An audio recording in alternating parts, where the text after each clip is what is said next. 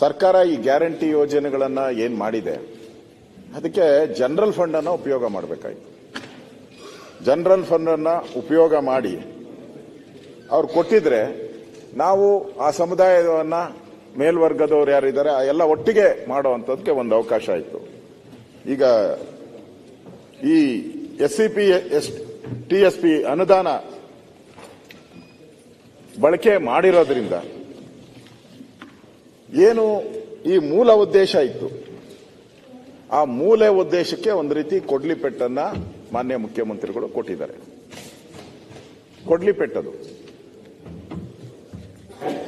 ಆಮೇಲೆ ಕೆಲವು ಮಂತ್ರಿಗಳು ಹೇಳಿದ್ದಾರೆ ಏನಂತ ಹೇಳಿದ್ರೆ ಗ್ಯಾರಂಟಿ ಮೂಲಕ SC ST ಜನಾಂಗದಕ್ಕೆ ನಾವು ಹಣ ಏನು ಬಳಕೆ ಮಾಡುತ್ತಿದ್ದೇವೆ ಅದು ತಪ್ಪು ಇದು ಕಲ್ಪನೆ, ನಾವು ಆ ಜನಾಂಗಕ್ಕೆ ಕೊಡ್ತಾ ಇದ್ದೀರಿ ಅಂತ ವ್ಯಾಖ್ಯಾನ ಮಾಡಿದ್ದಾರೆ. ತಪ್ಪಲ್ಲ, ಕರೆಕ್ಟು. ಅದೇನೋ ಹೇಳ್ತಾರಲ್ಲ ತಮ್ಮ ಮಗು ಅದೇನೋ ಯಜ್ಞ ಅಂತ ಹಂಗೆ ಎತ್ತವ್ರಿಗೆ ಹಂಗೆ ಉದ್ದು ಅಂದಂಗೆ. ಇಲ್ಲಿ ಅಧ್ಯಕ್ಷರೇ ಇವರು ಬೇರೆ ಬೇರೆ ಯೋಜನೆಗಳು ಮಾಡಿದ್ದಾರೆ. ನೀವು ಇದೇ ತರ ಮಾಡಿದ್ರೆ ಆ ಮೂಲ ಉದ್ದೇಶ ಏನಿತ್ತು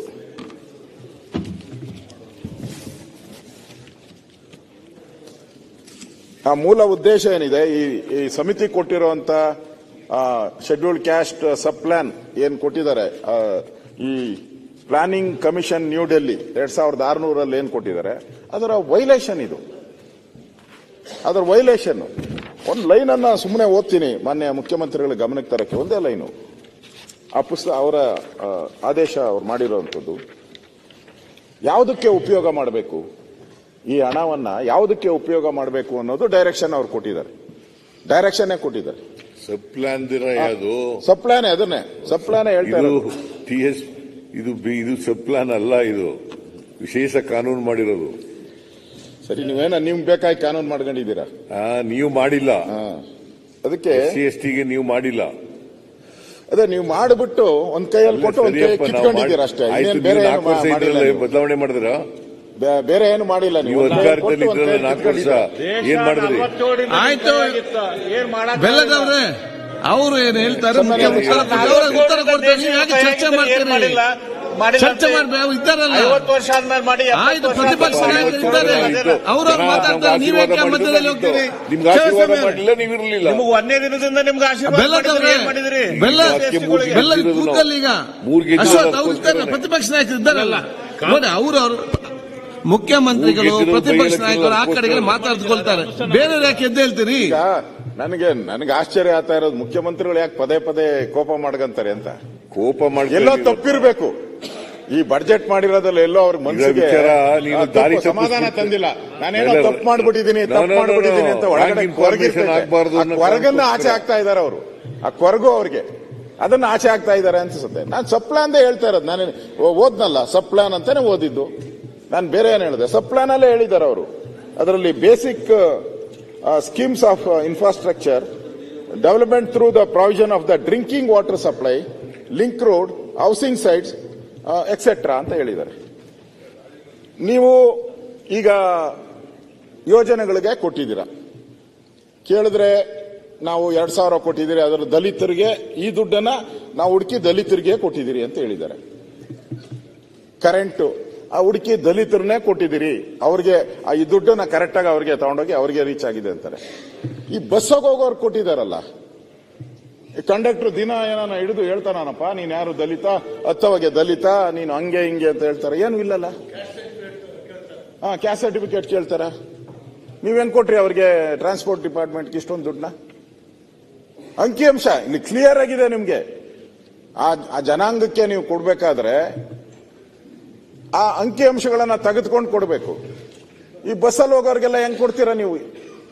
ಅಂದ್ರೆ ಈ ಸರ್ಕಾರ ಏನಂತ ಅರ್ಥ ನಾವು ಮಾಡ್ಕೋಬೇಕು. ಯಾವ ರೀತಿ ಹಂಚಿಕೆ ಮಾಡಿದ್ದಾರೆ ಅಂದ್ರೆ ಇವ್ರಿಗೆ ಪ್ಲಾನ್ ಅಲ್ಲಿ ಅನೌನ್ಸ್ ಮಾಡ್ಬಿಟ್ಟಿದ್ದಾರೆ ಇದರಲ್ಲಿ ಮ್ಯಾನಿಫೆಸ್ಟೋದಲ್ಲಿ. ಅದನ್ನ ಫುಲ್ಫಿಲ್ ಮಾಡಕ್ಕೋಸ್ಕರ ದಲಿತರ ಅಮೌಂಟ್ ಅನ್ನ ತೆಗೆದಿದ್ದಾರೆ. ಇದು ನಮ್ಮ ನೇರ ಆಪಾದನೆ, ಇದರಲ್ಲಿ ಏನು ಪ್ರಶ್ನೆನೇ ಇಲ್ಲ. ಇದು ಕೂಡ ಈ ಜನಾಂಗದ ಒಂದು ಕಲ್ಯಾಣ ಕಾರ್ಯಕ್ರಮಕ್ಕೆ ಒಂದು ಕೊಡಿಲಿ ಪೆಟ್ಟನ್ನ ಹಾಕಿದ್ದಾರೆ. ನಾನು ಹೇಳೋದು ಇವರು ಈಗ ಇದಕ್ಕೆ ಏನು 5 ಗ್ಯಾರಂಟಿಗೆ ಅವ್ರು ಯೂಸ್ ಮಾಡ್ತಾ ಇರೋದು 33%. ಗ್ಯಾರಂಟಿಗೆ 33% ಯೂಸ್ ಮಾಡ್ತಾವ್ರೆ. ಇನ್ನ 67%, ಇನ್ನು ಉಳಿದಿದ್ದು 67 ದುರ್ಯೋಧನ ಎಲ್ಲ ಸಿಮೆಂಟ್ ಮಂಜು ಇಲ್ಲ. ಇನ್ನು 67%. ಆ 67% ಆದ್ರೂ ಆ ಜನಾಂಗಕ್ಕೆ ಕೊಡ್ತಾ ಇದ್ದಾರಾ?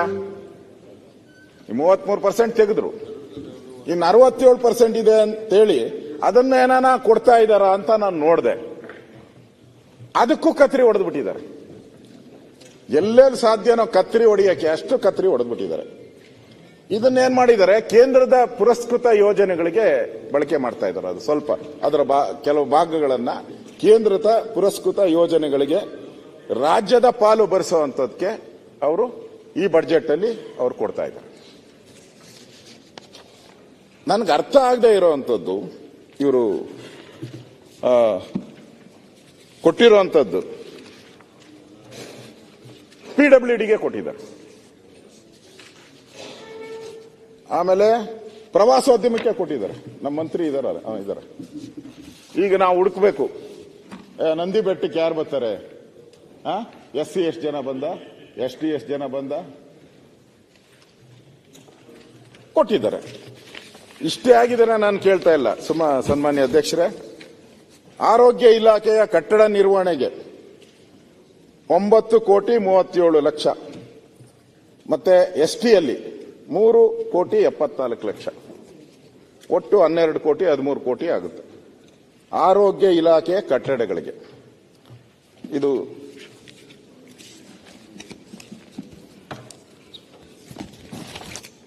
ಅವರ ನಿಮ್ಮ ಇದೆ ನೋಡಿ, SCP TSP ಕರ್ನಾಟಕ ಅನುಸೂಚಿತ ಜಾತಿ ಉಪಯೋಜನೆಗಳು ಮತ್ತು ಬುಡಕಟ್ಟು ಉಪಯೋಜನೆಗಳು 2024-26ನೇ ಸಾಲಿನಲ್ಲಿ ಹಂಚಿಕೆ.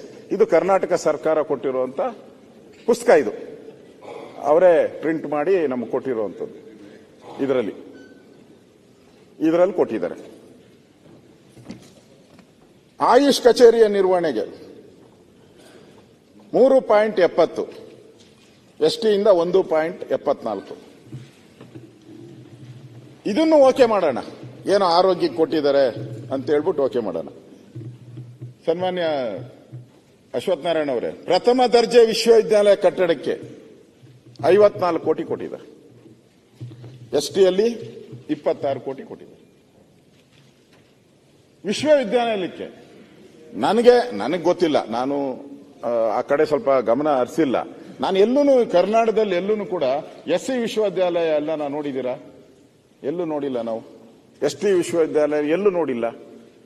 ಆಗಿದ್ದಿದ್ರೆ ಈ ಹಣನ ಅಲ್ಲಿ ಕೊಟ್ಟಿದ್ರೆ ಯಾರು ಪ್ರಶ್ನೆನೇ ಮಾಡ್ತಾ ಇರಲ್ಲ. ಹೌ ಕ್ಯಾನ್, ಯಾವ ಆಧಾರದ ಮೇಲೆ ನೀವು ಇವ್ರು ಕೊಟ್ರಿ ಇವ್ರಿಗೆ ವಿಶ್ವವಿದ್ಯಾಲಯಕ್ಕೆ? ನಿಮ್ಗೆ ಆ ಪ್ರಾವಿಷನ್ ಎಲ್ಲ ಇದೆ, ಕೊಡಕ್ಕೆ ಪ್ರಾವಿಷನ್ ಎಲ್ಲಿದೆ? ಆಮೇಲೆ ಪಾಲಿಟೆಕ್ನಿಕ್ ಕಟ್ಟಡಕ್ಕೆ ಅದಕ್ಕೂ ಒಂದು 9 ಕೋಟಿ ಕೊಟ್ಟಿದ್ದಾರೆ. IT ಪಾಲಿಸಿ ಮಾಡಕ್ಕೆ ಅದಕ್ಕೆ 10 ಕೋಟಿ ಒಂದ್ ಕಡೆ SCಗಳಿಂದ, STಯಿಂದ 4,80,00,000. ಆಮೇಲೆ ಆಶ್ಚರ್ಯ, ಲೋಕೋಪಯೋಗ ಇಲಾಖೆಗಳ ಅದಕ್ಕೆ STಯಿಂದ 13.4. IBಗಳಿಗೆ ಎಷ್ಟು ಜನ ಓದ್ತೀರಪ್ಪ? SCಗಳು ಬಿಡೋದೇ ಕಷ್ಟ ನನ್ನ ತಿಳ್ ಪ್ರಕಾರ. IB ಕಟ್ಟಕ್ಕೂ ಈ ದುಡ್ಡೇ ಬೇಕಾ ನಿಮ್ಗೆ? IB ಕಟ್ಟಕ್ಕೂ ಈ ದುಡ್ಡನ್ನ ಯಾಕೆ ಉಪಯೋಗ ಮಾಡಿದ್ದೀರಾ? ಆಮೇಲೆ ಶಾಲಾ ಕಟ್ಟಡಗಳ ನಿರ್ವಹಣೆಗೆ, ರಿಪೇರಿಗೆ ಅದಕ್ಕೆ ದುಡ್ಡು 26 ಕೋಟಿ, 26.85. STಯಿಂದ 10.74. ಪ್ರಾಥಮಿಕ ಶಾಲೆ ಮತ್ತು ಪ್ರೌಢಶಾಲೆಗಳು 150 ಕೋಟಿ. ಸೌಕರ್ಯ ಅದಕ್ಕೆ STಯಿಂದ 7.99. ಪ್ರವಾಸೋದ್ಯಮ ನಮ್ಮ ಮಂತ್ರಿಗಳಿಗೆ ಗೊತ್ತಿಲ್ಲ ಇರಬೇಕು. ಪ್ರವಾಸೋದ್ಯಮ ಉತ್ತೇಜನ ಮಾಡಲು ಪ್ರಚಾರ ಮಾಡಕ್ಕೆ ಯಾವ ದಲಿತರ ಕಾಲೋನಿಯಲ್ಲಿ ಪ್ರವಾಸೋದ್ಯಮದ ನೀವು ಇದಾಕಿದ್ದೀರಾ, ಬೋರ್ಡ್ ಹಾಕಿದ್ದಾರೆ? ತೋರಿಸಿ ನೋಡೋಣ. ಯಾವ ದಲಿತರ ಕಾಲೋನಿಯಲ್ಲಿ ಪ್ರವಾಸೋದ್ಯಮದ ಬನ್ನಿ ಹಂಪಿಗೆ ಬನ್ನಿ, ನಮ್ಮ ಯಲ್ಲಮ್ಮ ದೇವಸ್ಥಾನಕ್ಕೆ ಬನ್ನಿ, ಚಾಮುಂಡಿಗೆ ಬನ್ನಿ, ಮೈಸೂರಿಗೆ ಬನ್ನಿ. ಎಲ್ಲಿ ಹಾಕಿದ್ದೀರಾ ನೀವು? ಏನ್ ಕೊಟ್ರಿ ನೀವು ಅವ್ರಿಗೆ? ಅಂಗನವಾಡಿ ಕಟ್ಟಡಗಳ ನಿರ್ಮಾಣ, ದಲಿತರ ಅಂಗನವಾಡಿ ಅಲ್ಲ, ಜನರಲ್ ಎಲ್ಲರೂ ಹೋಗ್ತಾರೆ, ಅದರಲ್ಲಿ ಎಲ್ಲ ಮಕ್ಕಳು ಹೋಗ್ತಾರೆ, ಅದರಲ್ಲಿ ಜಾತಿ ಏನು ಇರಲ್ಲ. ಅವ್ರಿಗೂ ದುಡ್ಡು ಕೊಟ್ಟಿದ್ದೀರಾ. 4,22,00,000 ಎಸ್ಟಿಯಿಂದ 1,99,00,000 ಕೊಟ್ಟಿದ್ದೀರಾ. ಯಾವ ಆಧಾರದ ಮೇಲೆ ಕೊಟ್ಟಿದ್ದೀರಾ ಸನ್ಮಾನ್ಯ ಅಧ್ಯಕ್ಷರೇ?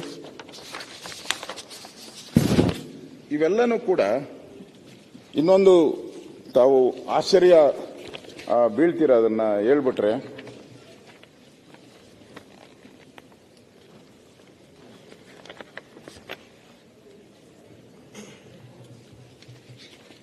ಇನ್ನು ಬೇಕಾದಷ್ಟು ಆ ಥರದ್ದು ಇದೆ, ಹೇಳ್ತೀನಿ. ಇನ್ನು ರಾಜ್ಯದ ಪ್ರಧಾನಮಂತ್ರಿ ಕಿರು ಆರೋಗ್ಯದ್ದು ಇದೆ, ಆಮೇಲೆ ರಾಜ್ಯದ ಜಲಾಯನಕ್ಕೆ ಕೊಟ್ಟಿದ್ದಾರೆ ಇಲ್ಲಿನೂ ಕೂಡ. ಮತ್ತೆ ಇನ್ನೊಂದು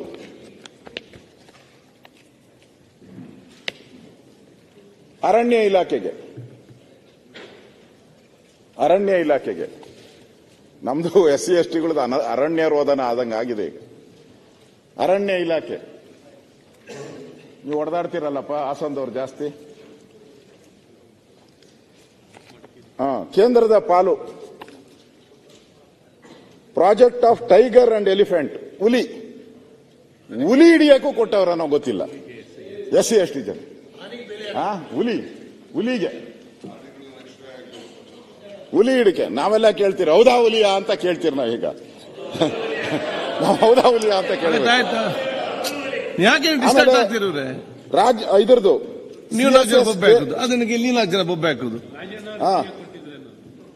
state share project tiger and elephant ಮತ್ತೆ 2 ಕೋಟಿ ಕೊಟ್ಟಿದ್ದಾರೆ. ಒಂದ್ ಕಡೆ 3,12,00,000 ಕೊಟ್ಟಿದ್ದಾರೆ. ಗ್ರೀನ್ ಇಂಡಿಯಾ ಮಿಷನ್ ಅದಕ್ಕೂ ಕೂಡ 34 ಕೋಟಿ ಕೊಟ್ಟಿದ್ದಾರೆ. ಅಂದ್ರೆ ನೀವು ಹುಲಿಗೂ ಕೂಡ ಅದರಲ್ಲಿ ಅದಕ್ಕೆ ಈ ಹುಲಿಗೂ SCಗಳು ಒಕ್ಕಲಿಗರು ಹುಲಿನ ಹುಡುಕ್ಬೇಕು. ನಾನೀಗ ನಾನೇನ ಅದಕ್ಕೆ ಅನುದಾನ ಕೊಡೋಣ, ನಮ್ಮ ಒಕ್ಕಲಿಗ ನಿಗಮದಿಂದ ಒಂದು ಅನುದಾನ ಕೊಡೋಣ, ಲಿಂಗಾಯತರು ಕೊಡೋಣ, ಅದಕ್ಕೆ ಪಂಚಮಶಾಲಿ ಇಲ್ಲ. ಆಮೇಲೆ ಪಂಚಮಶಾಲಿ ಅಂತ ಏನೋ ಹೇಳಿರ, ಪಂಚಮಶಾಲಿ ಅಂತಿಲ್ಲ, ಲಿಂಗಾಯತರು ಕೊಡ್ಕಣ. ಇವ್ರು ಮಾತ್ರ ಹುಡುಕಾರ, ನಿಮಗೆ ಸಿಕ್ಕಿಲ್ಲ. ಇವರಿಗೆ SC ಹುಲಿ ಅಂದ್ರೆ ಈ ಹಣನ ಯಾವ ರೀತಿ ದುರುಪಯೋಗ ಆಗಿದೆ ಅಂತ ನಮ್ಮ ಕೇಂದ್ರ ಇಂದಿರಾ ಗಾಂಧಿಯವರು ಒಂದು ಪತ್ರ ಬರೆದಿದ್ದಾರೆ. ಗೌರವಾನ್ವಿತ ಶ್ರೀಮತಿ ಇಂದಿರಾ ಗಾಂಧಿಯವರು ಹಿಂದೆ ಪ್ರಧಾನಮಂತ್ರಿಗಳಾಗಿದ್ದಾಗ ಒಂದು ಪತ್ರ ಬರೆದಿದ್ದಾರೆ. ಅವರು ಎಲ್ಲಾ ರಾಜ್ಯಗಳಿಗೂ ಪತ್ರ ಬರೆದಿದ್ದಾರೆ. ಏನು ಅಂತ ಹೇಳಿದ್ರೆ, ನೋಡಿ ಈ ತರದ ಅನುಪಾತ ಆಗ್ತಾ ಇದೆ, ತಾರತಮ್ಯ ಆಗ್ತಾ ಇದೆ, ಅವ್ರಿಗೂ ನಮಗೂ ಅಂತರ ಜಾಸ್ತಿ ಆಗ್ತಾ ಇದೆ. ಇದು ಅವರು ನಮ್ಮ ಎಲ್ಲರೂ ಒಟ್ಟಿಗೆ ಈಕ್ವಲ್ ಬರಬೇಕು ನಾವೆಲ್ಲ. ಅದಕ್ಕೋಸ್ಕರ ಮಹಾರಾಷ್ಟ್ರದವರು ಒಂದು ಮಾಡೆಲ್ ಮಾಡಿದ್ದಾರೆ. ಆ ಮಹಾರಾಷ್ಟ್ರದ ಮಾಡೆಲ್ ಅನ್ನ ಇಡೀ ದೇಶದ ಎಲ್ಲರೂ ಕೂಡ ಫಾಲೋ ಅಪ್ ಮಾಡಿ ಅಂತೇಳಿ ಎಲ್ಲಾ ರಾಜ್ಯಗಳಿಗೆ ಒಂದು ಪತ್ರ ಬರೆದಿದ್ದಾರೆ. ಆ ಪತ್ರನೂ ಕೊಡ್ತೀನಿ ನಾನು ಮುಖ್ಯಮಂತ್ರಿಗೆ. ಪತ್ರ ಬರೆದಿದ್ದಾರೆ. ಅವ್ರೇನ್ ಹೇಳಿದ್ದಾರೆ ಸನ್ಮಾನ್ಯ ಮುಖ್ಯಮಂತ್ರಿಗಳೇ,